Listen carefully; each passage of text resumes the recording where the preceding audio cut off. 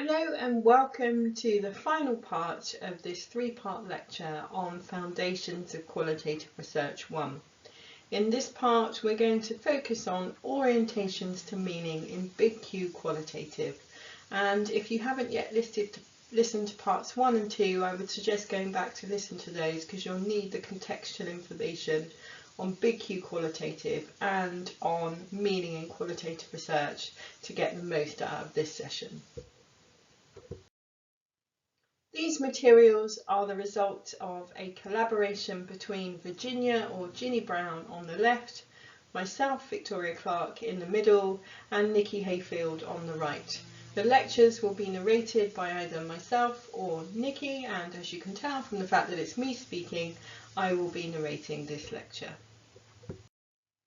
This is the first of two lectures, each divided into three parts, focused on the foundations of qualitative research, imaginatively titled Foundations 1 and Foundations 2. And across both of these lectures we'll be exploring the values, characteristics and theoretical foundations of qualitative research. The aim of this first three-part lecture is to provide an accessible as possible introduction to qualitative research for those with some or no or very little research training. We try to keep the specialist terminology to a minimum. There will be some popping up in this part, but for the most part the specialist terminology will come in Foundations 2, where we'll introduce and define some of the concepts around qualitative research that you'll become familiar with through your reading. In this lecture we explore different understandings of qualitative research. So in part 1 we looked at the difference between defining qualitative research as providing researchers with tools and techniques, but still adhering to scientific research values. We call this small q qualitative. And defining qualitative research as providing researchers both with tools and techniques and a distinct set of research values that sets qualitative research apart from scientific research. We then explore the central importance of meaning and meaning making to qualitative research and some different orientations to meaning, and the different orientations to meaning is the focus of this final part. Throughout the lecture there are opportunities to pause the recording and reflect on your knowledge and understanding of qualitative research. To give a brief overview of the three parts of the lecture, in part 1 we explored what is qualitative research, in part 2 meaning and meaning making in Big Q Qualitative, and in this final part, part 3, we'll be focusing on orientations to meaning in Big Q Qualitative. So here comes some of that specialist terminology I mentioned earlier, the double hermeneutic. Hermeneutic simply means interpretation. How as human beings we make sense of things, we make meaning out of things. So what on earth is a double hermeneutic, you're saying then, Victoria? So if we think about participant sense making, and through a Big Q lens we view participant sense making as partial and situated and contextually located, that there isn't an absolute objective universal truth of how human beings make sense of things. They're always located in particular context. Their sense making will always reflect their particular standpoint. Can we say the same applies to researchers' sense making as well? Or can we detach ourselves from our subjectivity and strive for objectivity? For Big Q researchers, we're just as subjective as our participants. Small q researchers also acknowledge subjectivity, but they think it's possible to control it, to minimise the influence of researcher subjectivity on coding and on the themes or categories that you produce for your analysis.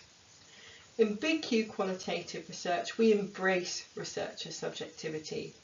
We see it as central to how we conduct our research, that our subjectivity, our capacity to interact with people, ask them questions, is part and parcel of how we go about conducting research. So we think of subjectivity as a resource rather than a potential threat, something that we need to control and manage.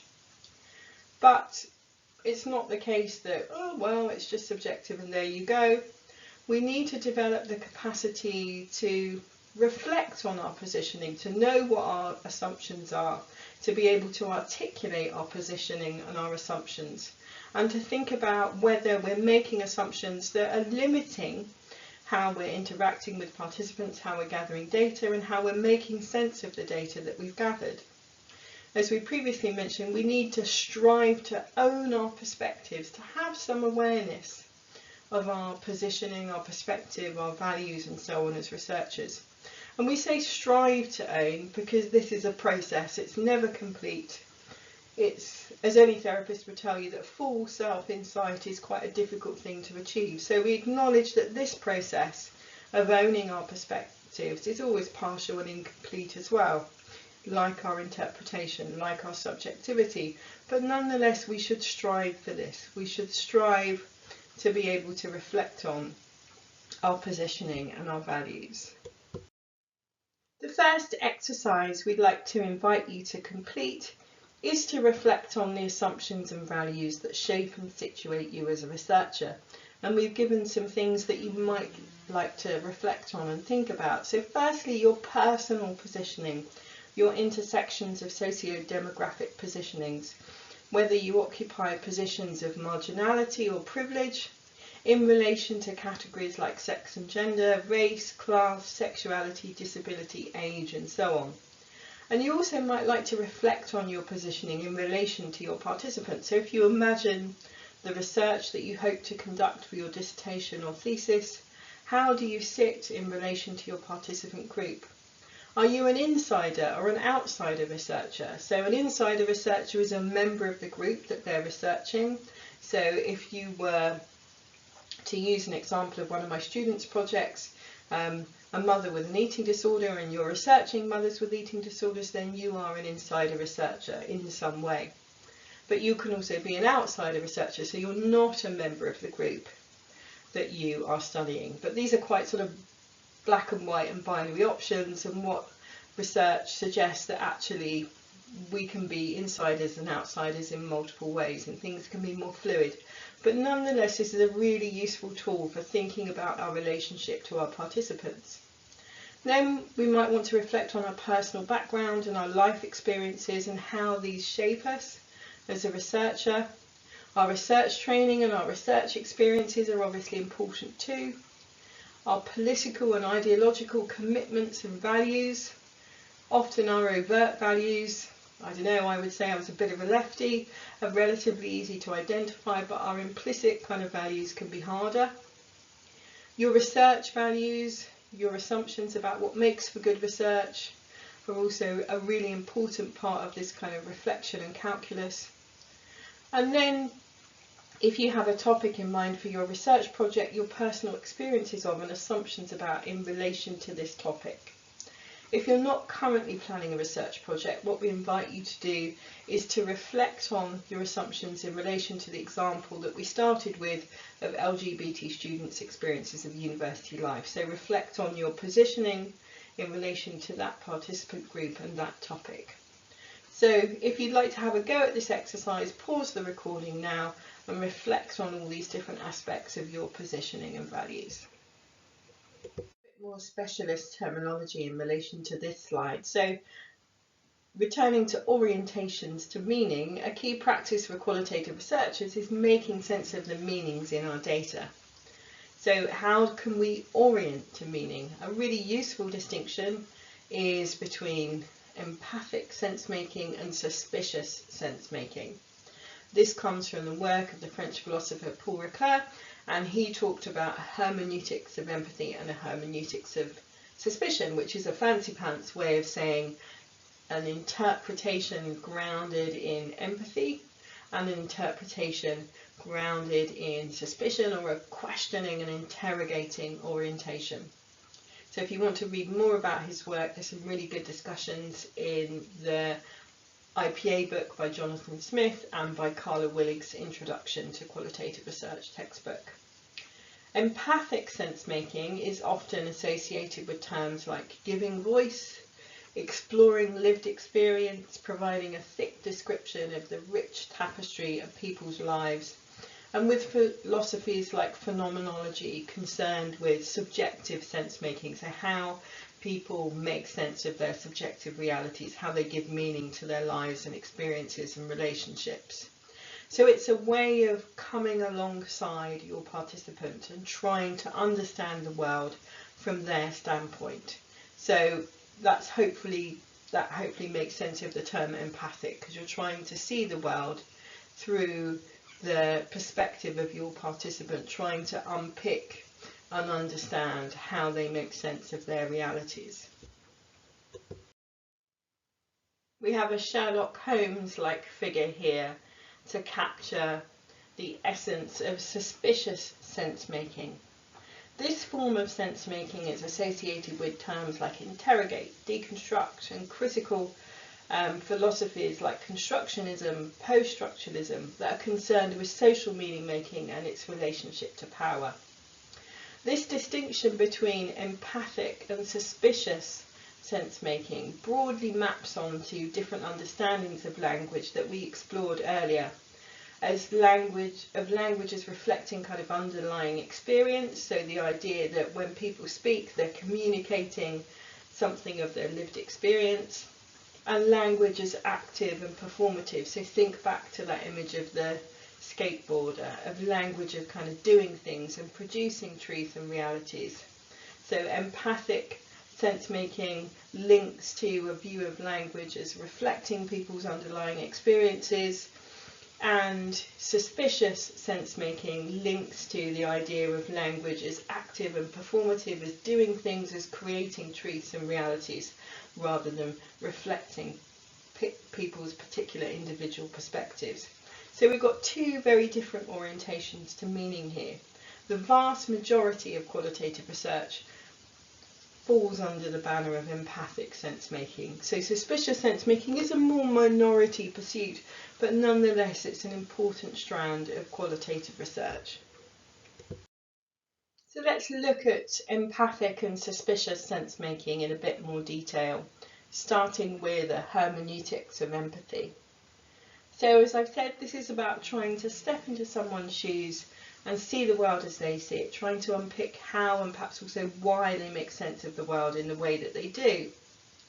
So it isn't just about summarising or describing what people say, although this is a common practice in experiential and empathic qualitative research. It's also about exploring how people's sense-making is situated and positioned and what it might reveal about their social location. So it captures both a psychological orientation to meaning and an orientation that situates individual experience within a social context. The focus is on staying close to people's realities and meanings and understanding the person in context. This is a central metaphor for this kind of qualitative research, of understanding people as situated and located in particular contexts.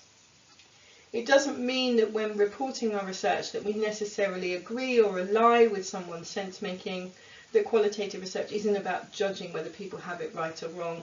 It's more that we're telling their story, that we're relating how they view the world to the reader. By contrast, a hermeneutics of suspicion is about not taking things at face value, of interrogating meaning and the assumptions and worldviews meanings rely on. So we can see it as an approach that's trying to go under the surface, underneath, and look at the assumptions and ideas that allow the surface of meaning to make sense. It can also be about exploring the effects and implications of particular meanings. What do they open up and close down? What realities do they create? If people talk about something in this way rather than that way, what does it allow for? What effects does it have? And why and how is this sense-making intelligible in this particular context? So what allows this to make sense, quite literally?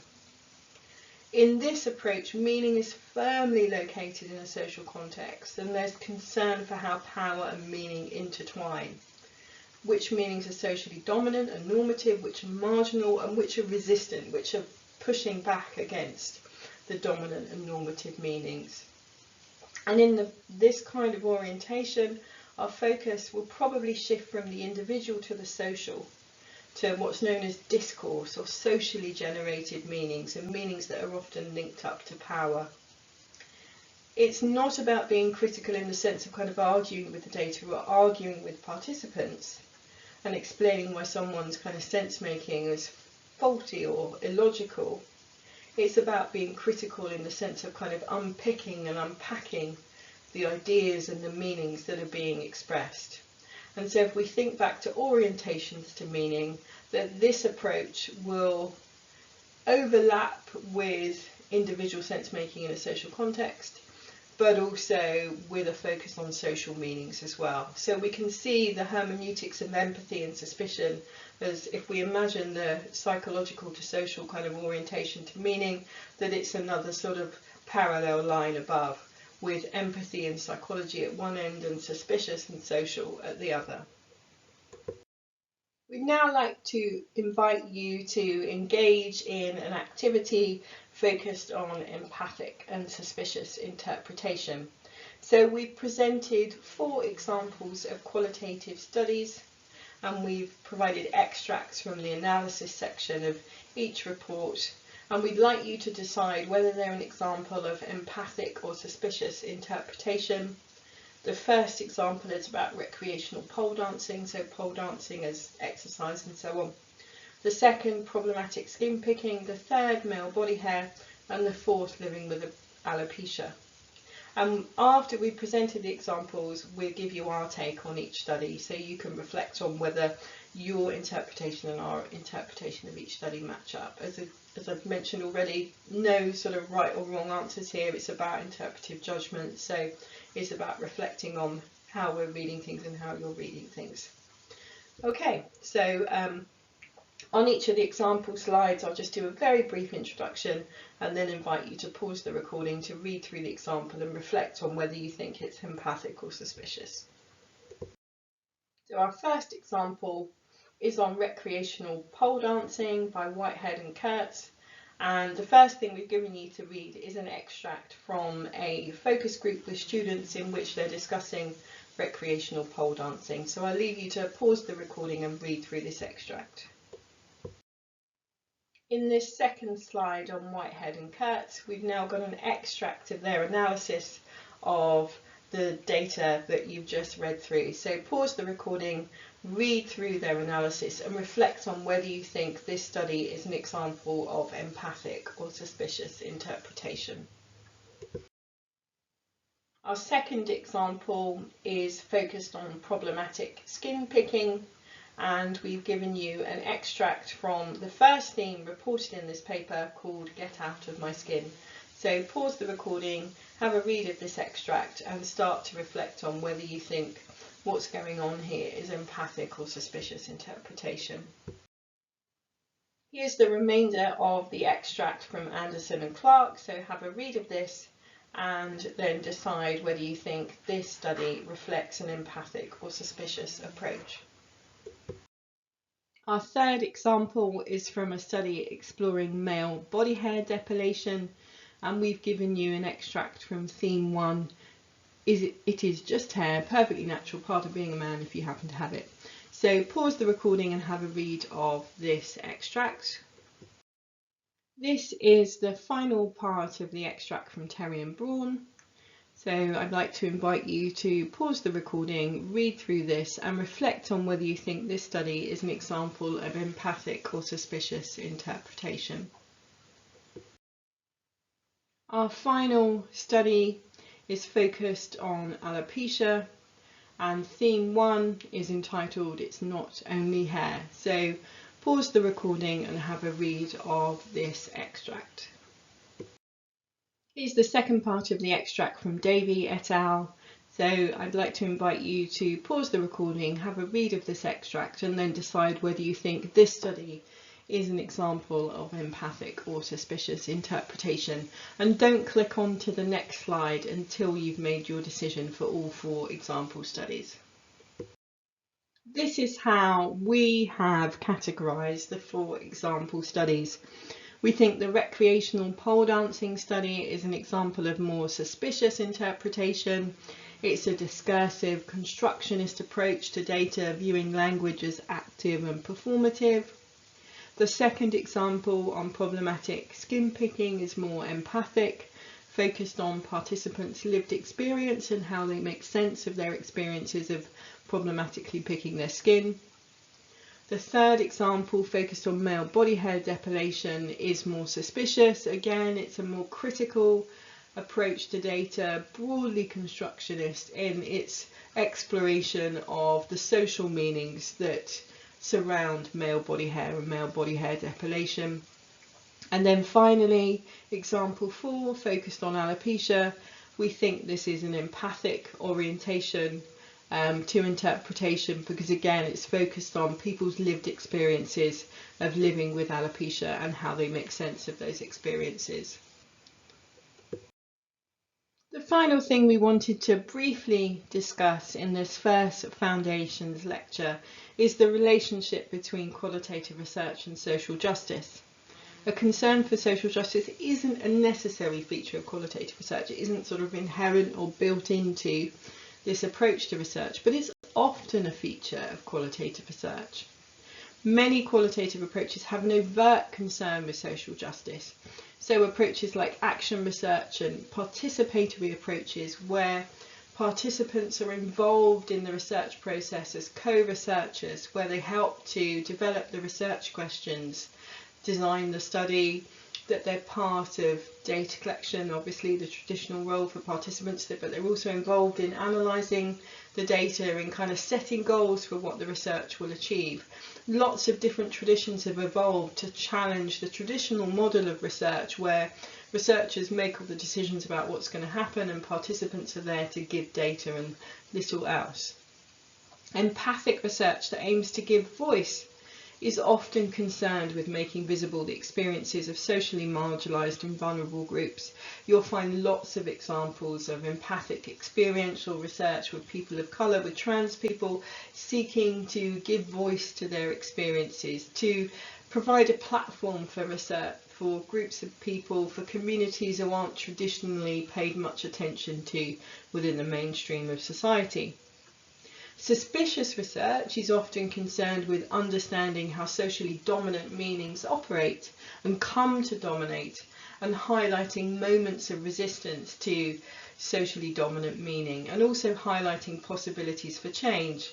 So a focus on social justice isn't associated with kind of one approach to qualitative research. Both empathic and suspicious research can have a strong social justice orientation.